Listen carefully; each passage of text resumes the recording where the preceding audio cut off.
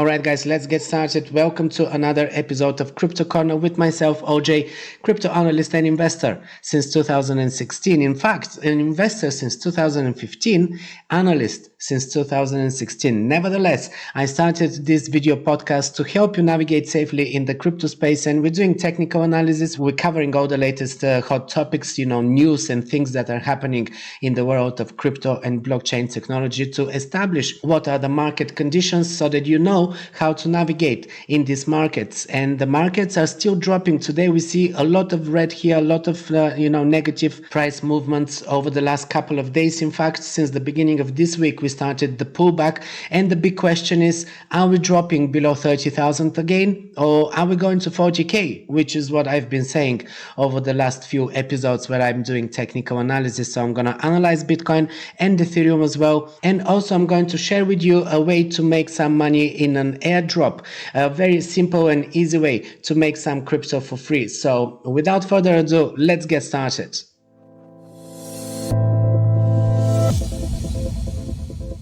Okay, and of course we are starting today with a very brief overlook of the markets. Bitcoin is down 1.38%, Ethereum is down 1% as well, BNB is a little bit worse, 2.5%, XRP is down 1.60%. From the top coins, Cardano is down 3.79%. As I said, Solana as well, 3%.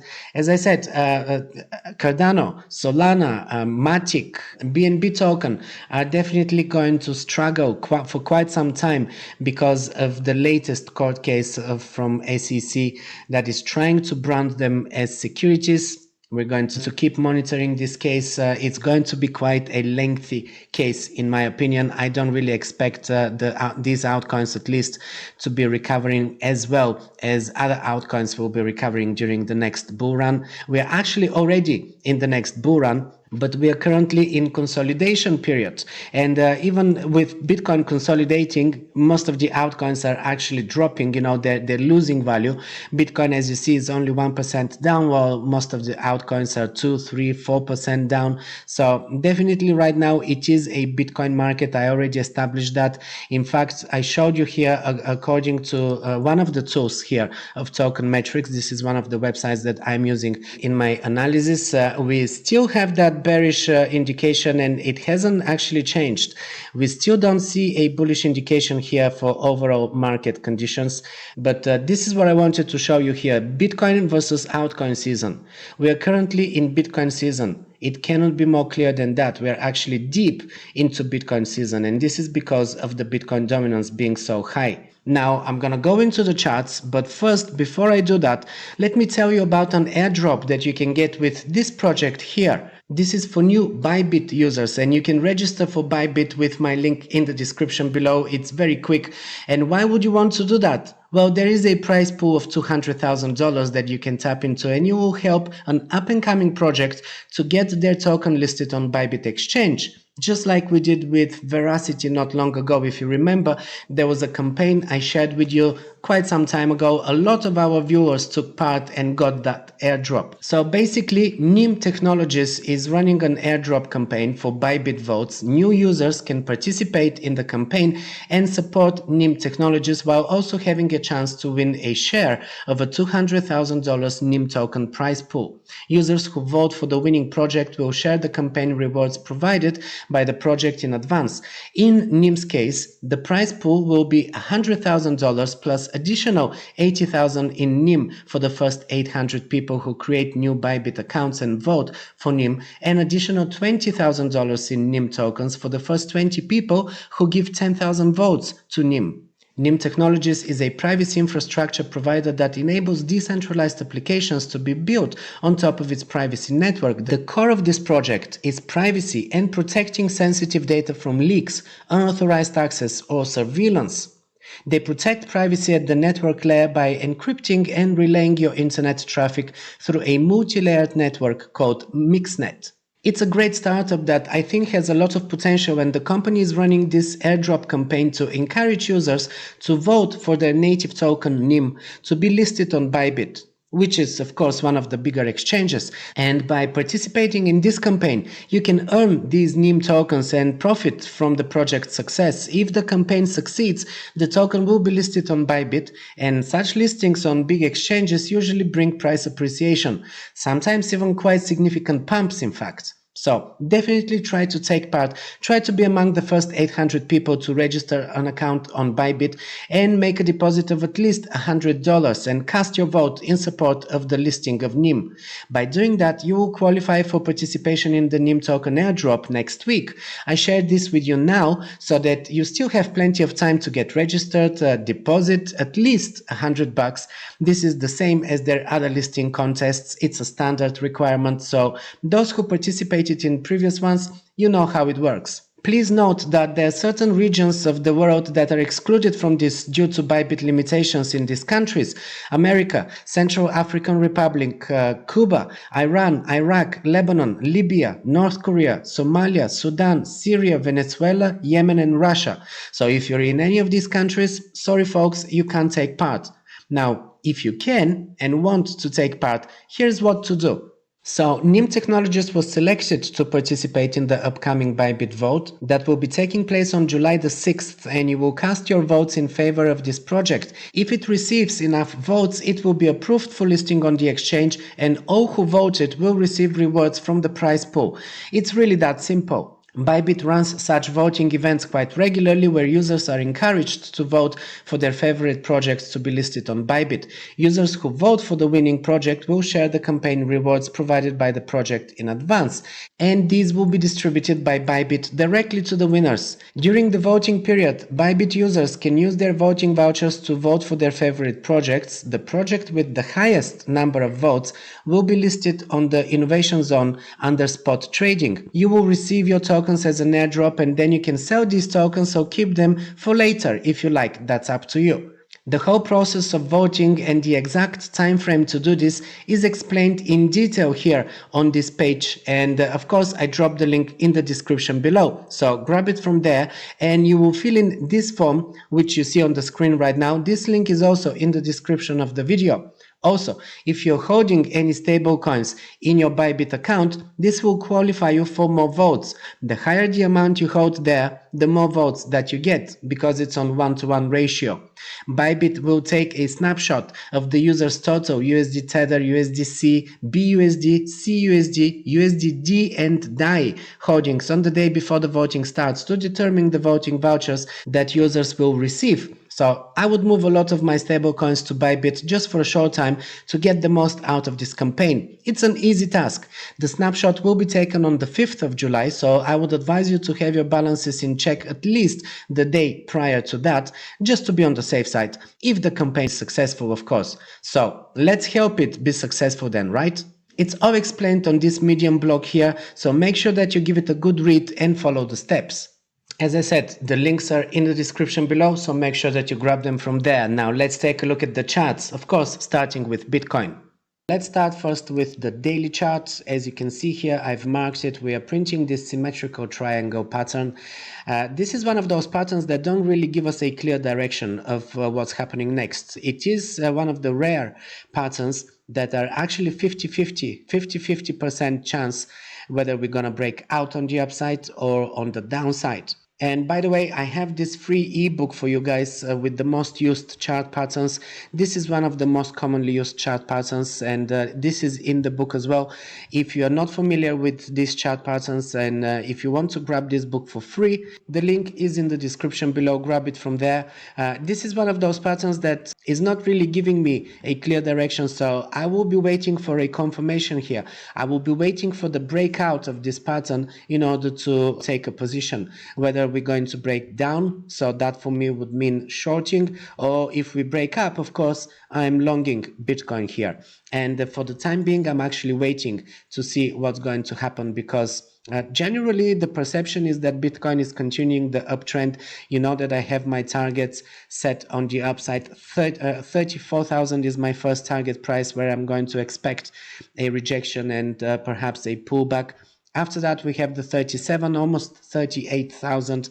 These are Fibonacci levels. So I've drawn this previously, and I talked about these levels in my previous analysis as well. And then I have the 40,000, because Bitcoin is really going to 40,000. There's nothing to stop it. Even if we break on the downside from here, this will be just a minor pullback, short-term pullback, that we can actually go here to the 9th moving average and test this as a support. Most likely we're going to touch this moving average as a support. Usually that's what we do when we have these bull rallies. We pull back to the 9th moving average. Sometimes we even pull back to the 50th moving average, which is this orange line here.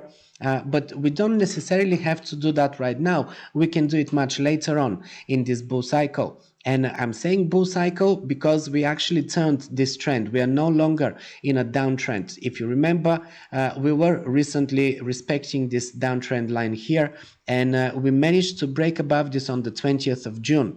So we actually flipped this trend. We are no longer in a downtrend. So all of the bears out there, all of those people who are waiting for Bitcoin to drop to 20,000 to 16,000, and some people even still talk about the 12,000 and 10,000 region. They're going to be bitterly disappointed, because this is not happening. If anything, we're going to 40,000 before we see a deeper correction on Bitcoin. And that deeper correction could be 20%, could be even 40%. I mean, in previous bull cycles, we have had 40% corrections many times. So we can see that happening. And if that is to happen, we could actually see Bitcoin drop again below the 30,000 range. But a 40% correction from 40,000 is going to take us to 23K. It's not going to take us to 10K. So everyone who is still waiting for Bitcoin to drop below the 20,000 region, bad news for you. This is no longer happening. If we zoom out here, what we're going to see, very clear indication that this is not happening.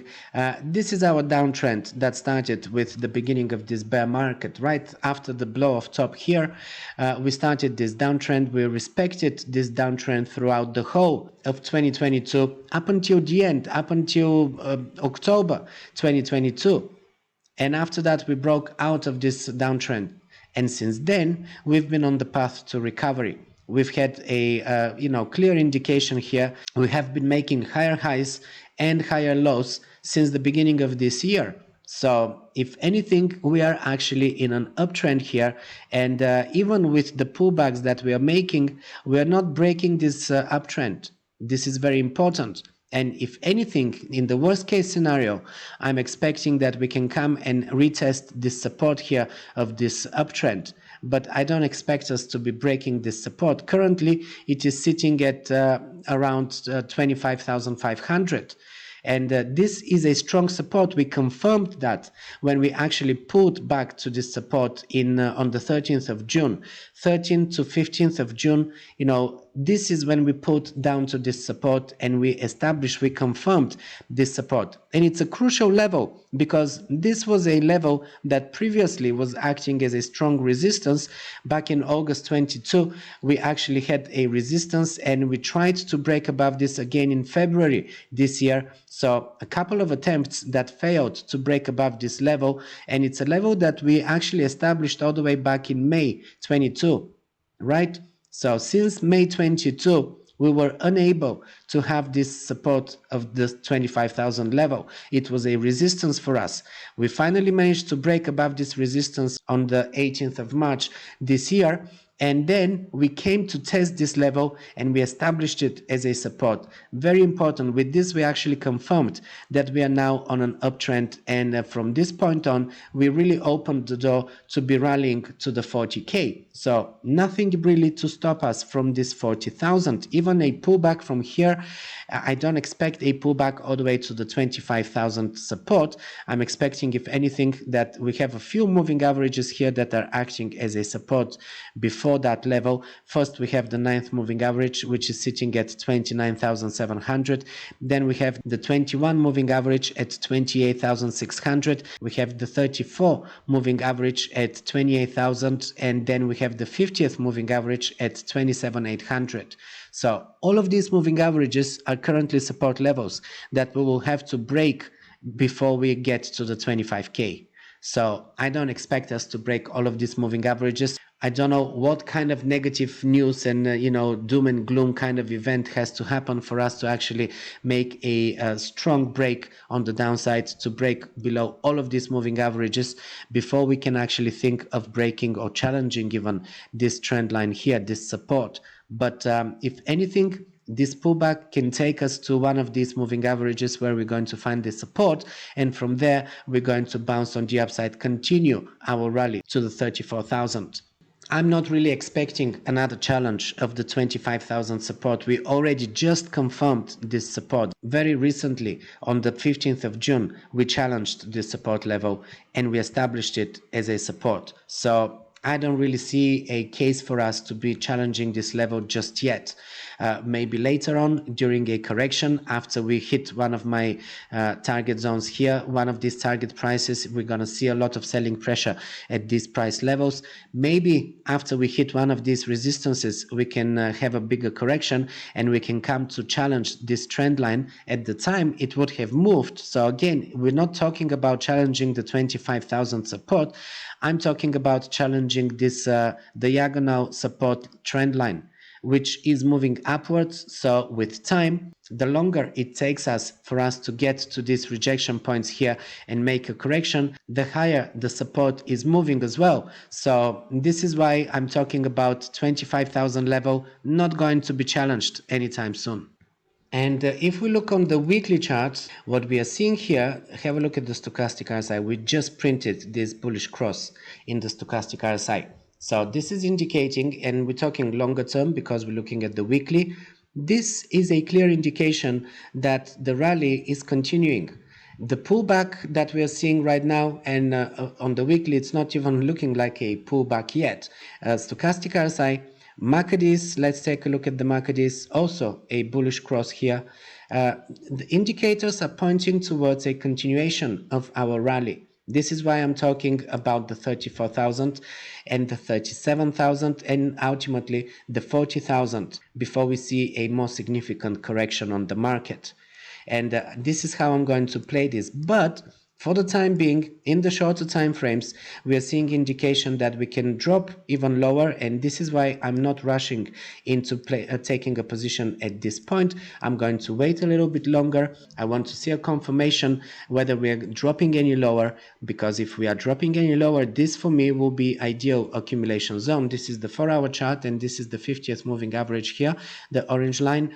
And or yellow, I mean it is orange, but we also have the 34 moving average, which is a very similar color. I'm gonna try and make this perhaps slightly darker or something so that we can differentiate them more. This here is the 50th moving average. If we are to drop any lower, I'm expecting us to find a support at this 50th moving average. This is 29,700. This is a great buy zone here if we come to this level. As you see on the 4-hour chart, we are currently sitting at the 34 moving average, so we are not really that far from the 50th, and it is a very likely scenario. At the same time, stochastic RSI is in the oversold region, and the blue line, the blue moving average, has already curved, started to go upside. So very soon we're going to see a bullish cross here as well. And as these moving averages cross, we can expect us to go higher, meaning that most likely we are finding the support here at the 34 moving average. So this is why it's very likely that we are not going to drop to the 50th moving average and challenge this support. Most likely we are actually bouncing straight from here. All right, now let's take a look at Ethereum. Ethereum is actually looking quite good as well, because Ethereum during this bear cycle, it never really managed to break any lower than this June here, June 22 capitulation, which was around $900. I mean, even with the FTX collapse back in October, November last year, it did not make a lower low. It actually, as you can see here, this is a higher low than the June capitulation. So this was already at this point, with the FTX collapse, was one of the worst events for the whole of the bear market. This was really the ultimate sell-off, and this was the best time to accumulate. So as you see, all the way from last June, last year, 22, we have established this uptrend, and we are following this uptrend right now. So with Ethereum, we are actually on a better path than with Bitcoin, even though Bitcoin right now is taking all of the liquidity. Money is mainly focused in Bitcoin. This is why the Bitcoin dominance is so high. And Ethereum, especially Ethereum versus Bitcoin, is actually taking a beating. Let me quickly just see the chart on Ethereum versus Bitcoin. We are currently at 0.061. And not long ago, we were actually at 0.08.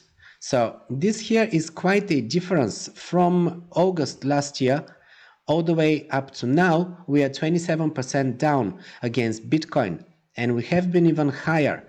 I mean, in December 21, but that's pretty much at the beginning of the bear cycle, we were at 0.088. So we are 30% down from the beginning of the bear cycle. This is against Bitcoin. And of course, for me, it's important to grow my Bitcoin value. So even when I'm trading Ethereum, I'm still looking at what it's doing against Bitcoin. And right now, Ethereum is at very appealing price against Bitcoin, because typically, look for how long since June 2021, we haven't actually gone much lower than the price we are currently. We did have here in June 2022, this is the lowest point of Ethereum, and this was in fiat as well as in Bitcoin value.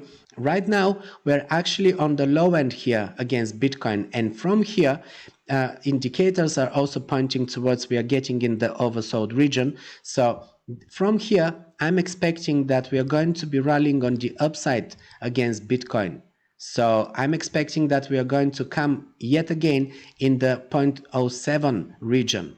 So this is great for me. I'm actually putting more money right now into Ethereum, because I feel that at these price levels, I mean, when Ethereum is below 0.07 against Bitcoin, it is a very appealing price for me. Anywhere below 0.07 is a very good price for me. So I'm accumulating Ethereum right now more than I'm accumulating Bitcoin. But back to the Ethereum versus dollar, because most people are actually trading against the dollar or against fiat currencies. So this is what we care about. And we are maintaining this uptrend all the way since last June. And looking on the daily, we can expect a further pullback here, a slightly deeper pullback, because indicators are in the overbought region. But yet again, I'm expecting a minor pullback from here and a continuation of this uptrend. Even though Bitcoin is right now outperforming still, what we were seeing here is a very clear and easy to identify uptrend. And we've maintained higher highs than previous ones and higher lows than previous ones. And the main challenge for us right now is that 2000 resistance level.